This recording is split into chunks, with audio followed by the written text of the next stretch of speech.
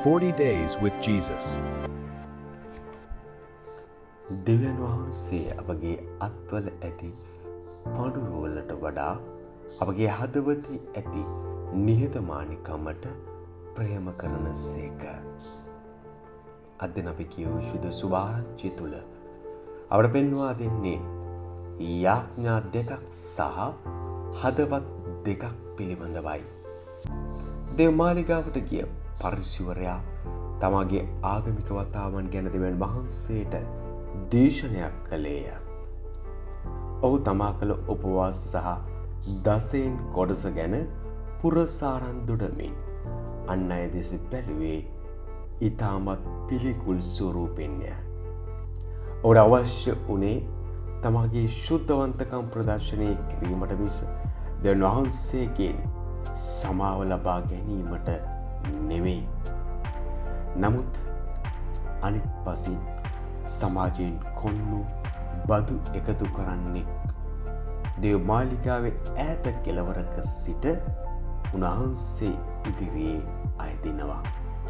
ඔහුට ස්වර්ගය දෙස බැලීමටවත් වටිනාකමක් ඔහු තුල නැති බව ඔහු තේරුම් ගන්නවා.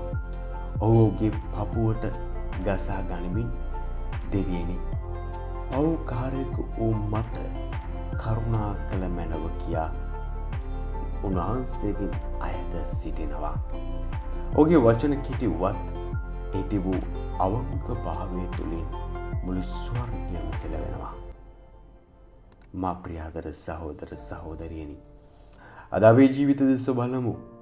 බොහෝ විට අපි පල්ලියට එන්නේ අපේ යාඥා කරන්නේ අන් අයට වඩා අප යහපත් බව අන් අයට පෙන්වීමටද නැත්නම් අපේ අඩුපාඩුකම් දෙවියන් වහන්සේ ඉදිරියේ තබා උන්වහන්සේගේ කරුණාව ලබා ගැනීමටද? අපි අපින්ම ඒ ප්‍රශ්න ටික අසමු. ජේසුස් වහන්සේ පැහැදිලිව ප්‍රකාශ කරන්නේ වරප්‍රසාදය රැගෙන ගෙදර ගියේ අර නිහතමානී බදු එකතු කරන්නා බවයි. අපේ ජීවිත උසස් වන්නේ අප කරන ලොකු දේවලින් නෙවෙයි, දෙවියන් වහන්සේ ඉදිරියේ අප කොතරම් නිහතමානී වනවාද කියන දේ මතයි. මන්ද තමාව උසස් කරගන්නා පහත් කරනු ලබන අතර දෙවියන් වහන්සේ ඉදිරියේ තමාව පහත් කරගන්නා උන්වහන්සේ විසින් උසස් කරන ලබන සේක.